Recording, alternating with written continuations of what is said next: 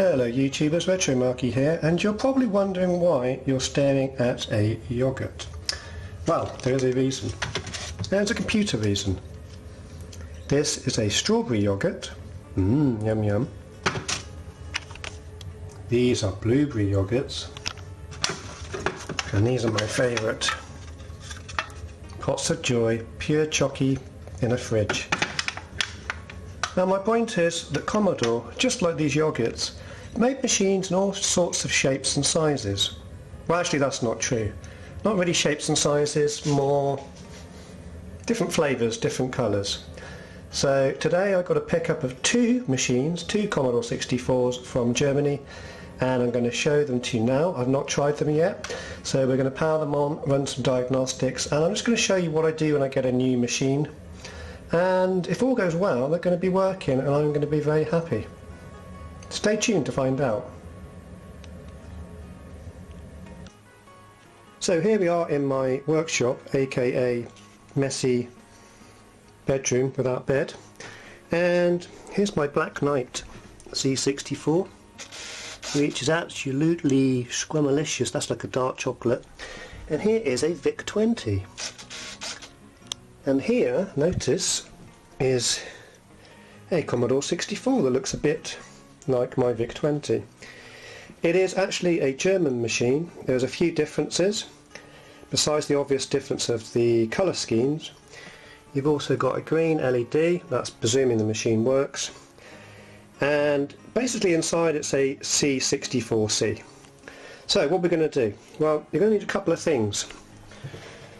A household cleaning product such as Mr. Sheen, a raggedy old t-shirt or pants depending on your preferences, and I've got some diagnostic cartridges. I've got two for the 64 plus a dead test and one for the 1 to 8. Also here we've got some dongles which helps with the diagnostics process, and they actually come with this one. So if you're wondering one of the differences between this and the standard Commodore diagnostics, this one has a slightly different piece of software built into the cartridge, and in the case of this one I got these dongle things which come in quite handy. I've also got a VIC-20 dongle. Well, it's not really a VIC-20, it's a DB9, so that should work just fine. So let's get on with the show. Austin Allegro. This is the funniest thing I've seen on YouTube ever. Anyway, so back to the show. We've also got some rubbing alcohol here, which helps for any stubborn stains. I feel like I'm in an advert for cleaning products. And a couple of Q-tips, of course. Now, looking at the machine, I don't actually think it needs any major cleaning. One thing to note, this part here is a slightly different colour to the regular 64. It's got a slight tint to it.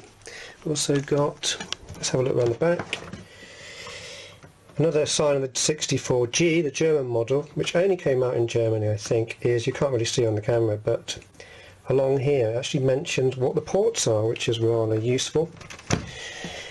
Underneath, if I can do it without destroying everything, yeah, it's upside down. I'll turn the camera around. Does that make sense? I don't know. We have the badge with serial number, and it says C64 G, and it's a 15 watt 9 volt, so 5 volt DC 9 volt AC. Serial number is 340 something thousand. So it's not an old vintage machine. Well, it is old and vintage, but it's not one of the oldest ones. I do have a silver C64, which I'll probably make a video on when I've got to the time of day. So what do I do first? Well, the first thing I do is... Smells like retro. Absolutely delicious. Might have been smokers though at some point. So, yeah, looking at it, it's in nice condition. No yellowing particularly, so that's all good. I've plugged in the power supply. We're going to see now if it works. Okay, green light for go, that's good. Another distinctive feature of the Commodore 64 G And we should probably put the telly on. If I can find the telly on button. There. Come on little telly, warm up. There we go. Right. So pop in our composite cable and throw all the cartridges on the floor. And voila! So far so good, and it's a nice stable picture. I've got a number of 64s, and I have noticed, even using the same cable on the same TV, they vary in quality. I am waiting to get a Lumafix, which helps adjust the image of modern TVs, gets rid of some of the horizontal lines, which I'll put in my Black Knight over there. But for now, that's looking pretty damn good. I've got a good feeling about this machine. I've wanted one of these for ages. So what to do next? Next we're going to run some diagnostics. Now we don't need our dead test cartridge because our machine isn't dead. What we do need is our diagnostics cartridge, which is on the floor,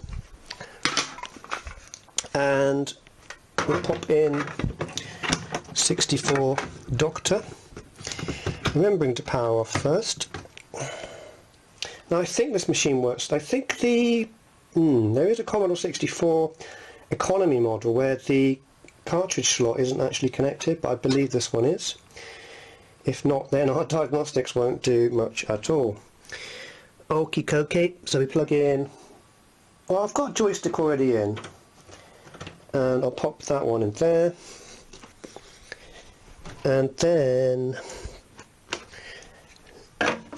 we'll pop in the dongle, which is for the user port, which no one uses to be honest, but it's good to know that it works. Also the cassette dongle goes into there, and the serial port goes into there, and then we power on this bad boy and focus the camera, test the keyboard.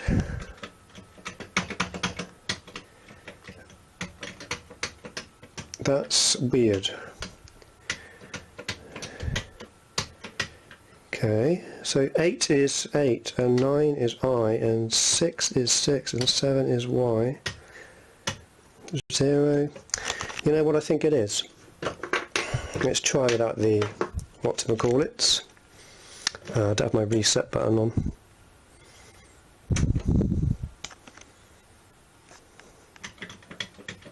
There we go. It's looking, whoops, nice. I don't know if we can go back. Right, let's pop in the joystick. So the keyboard hasn't got a problem. I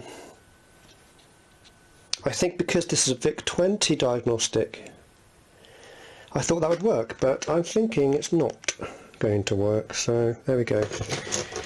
Port 2, left, right, up, fire. Port 1, up, down, left, right, squeaky, squeaky fire, that's fine, hit restore.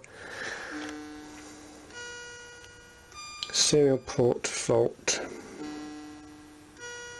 That's not a fault, I think that's because, I don't know, the dongle is in there.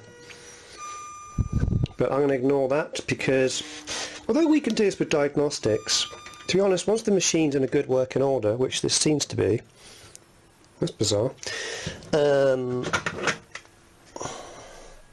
yeah, really the test, the proof of the pudding is in actually just using the machine for a period of time. It's a bit like driving a new car, it takes a while to figure it out, make sure it's all working. So although the dongles have their use, we don't have to stress too much about that. So what I'm going to do is, let's try loading and throwing the camera around. I really need a camera, man. Yeah, have a look at the window if you want. Okay, and we're back. So we're going to give it a quick clean with Mr. Sheen, because it's not a particularly filthy machine, but it's kind of like a cat marking its territory for me. I also want to make it look as nice as possible. Needs a bit of a scrub in there, but yeah. Mr. Sheen. Rightio, let's try the tape deck. Shift run, stop. And if all is well, it will start loading Terminator 2, I think. No, Rambo. Just got some fantastic ocean loading music. I think it's the third one or second. One of them. Mr. Sheen gets things clean whilst you're loading. Scrub, scrub, scrub. Whilst we're loading, also I got an Easy Flash 3 recently. Absolutely fantastic. Even though I have got an SD2IC and an Ultimate Plus, which I'll probably do a video on at some point. Flash cart is gorgeous, love it. Nice and quick, nice and fast. I might do a video comparing them. I think all three, the SD2IC, the Ultimate Plus, behind Mr. Sheen, and the Easy Flash are all very, very useful and have different functionality and are useful for different things. It's really depending on, it's a bit like driving a car or buying a car or camera. Depends what you want to use your 64 for. If you want to use it for just about everything, the Ultimate Plus does that, but at a price. The SD2 IEC is great for just loading discs, basically, not tapes, only discs. And the Easy Flash is really quite different because it's for kernels and cart images and .prgs. And that looks like that's loading absolutely fine and dandy. Can't remember if I put the volume on, it normally goes through my hi-fi. We do want to end with some ocean loading music, and whilst we're looking, ooh, Ninja Remix, boxed with manual, costs an arm and a leg, and sandwiched between a load of other games, which I may or may not talk about at some other point in the future. Come on, little machine, you can do it. I think this machine is fine. That's my gut feeling. This is a weird tape, by the way, in here. It's an Ocean original, and on one side there's a fast loader, and on the other the slow loaders. So presumably Ocean knew that people loved their loading music. In fact, many people like myself loaded games purely to listen to the music. And here it is. With zoomy camera effect. Love this.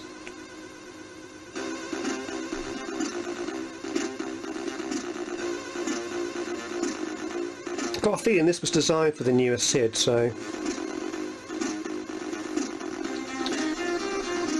on that note, the newer SID isn't necessarily worse than the older SID. It's just a matter of preference, and it also depends sometimes on the music designers, whether they chose the old SID or the newer SID. Both are good and both are different, and if you get an Ultimate Plus you can have both of them. That's right, Mr. Sheen. Okay, so we're all fine and dandy. Okay, I'm going to come back to you in a second with another little surprise. Stay tuned. Okay, and we're back for the last time, and this is from the same guy. I got both of these at a really good price, and I wanted both of these. Unbelievably, he had both of these. This is the 64 Aldi, which is a slightly different colour to this one.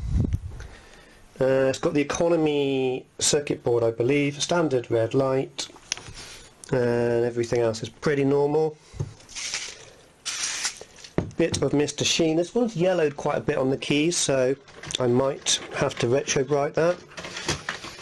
I've also heard you can use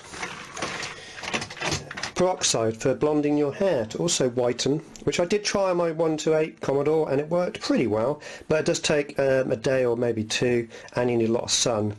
So depending on where you are, that could or could not be a problem. Okay, let's plug in this bad boy, which again is in really good condition. I think I found a good seller here. And what I'm going to do is, by the way, my tip is to get the SD2IEC C16 version if you've got any hope in the future of using the 16 or the +4, because with just this adapter, which I also use so I can use the lovely delicious brown chocolatey tape recorder, works on the SD2IEC as well. And for me that's the best way to get full compatibility at bargain price. It's a really nice machine. Let's see if it works. 3, 2, 1, go Mr. Sheen. Clean my machine, and there we go. It is fine so far. So I'm going to chuck in the other diagnostics cartridge just to show you the difference. Now, that's a good point. I don't know if this cartridge slot works in these machines. Let's see. It does. So this one checks all sorts of chips and things. I'm going to do a review, so I've got quite a few diagnostic cartridges on some of the details of this. But to be honest, you don't need, in inverted commas, to know exactly what it's doing. But one day I will. I'm quite obsessed with collecting. I also collect cartridges, so having some of the diagnostics cartridges is interesting for me. This machine's looking like it's going to be fine. It's my gut feeling as a Commodore fanatic. And here it actually tells you 8251. So it's saying these are bad, but that's because I didn't bother to put in the dongles to keep the video short. Keyboard says open, so that's good. It's testing the SID chip. Main thing is all of these ROMs are good. Yeah, it's looking fine. I mean, this is not a full test. I'm just showing you what I do. Sniff test. Smells of Mr. Sheen. I shouldn't have cleaned it. Never mind. Okay. So bonus, kind of, is to load on the SD2IEC. Not a catchy name. Love this little tiny thing. It's just, the machine's nice because the keyboard works with a light touch compared to that bad boy over there, which needs a bit of a clunk, if that's a word. Actually, I've got diagnostics also on here, so that's another reason to buy one of these, and one of these, and or.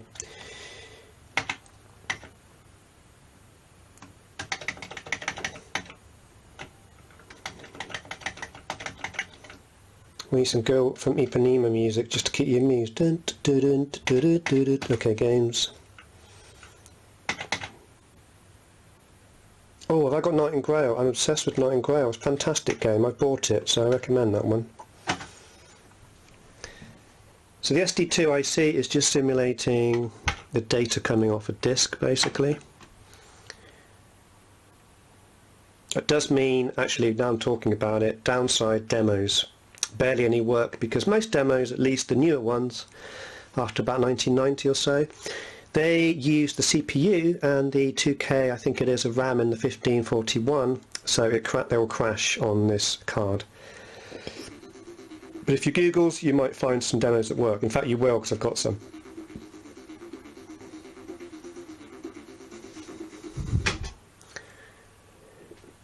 It's looking fine and dandy. So this is another way of testing things like the joystick and keyboard. Just play a game if you haven't got diagnostics cart.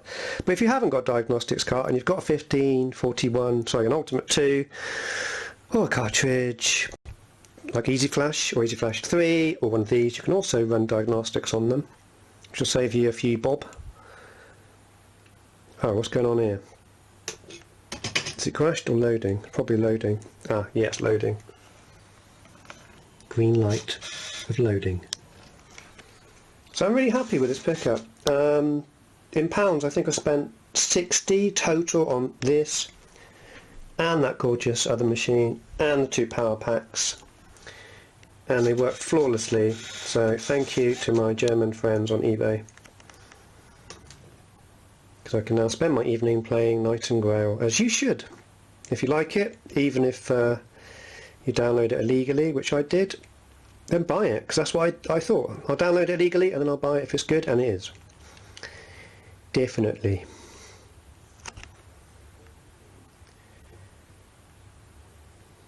Looks like this is all working just fine.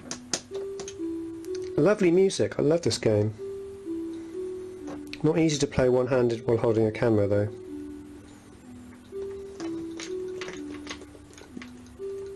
But fantastic game. So there we go, I won't bore you too much more with this. That is again the Aldi, and this is the 64 G. Absolutely yummy and delicious, better than yogurt. Thanks for watching guys, ciao for now, bye.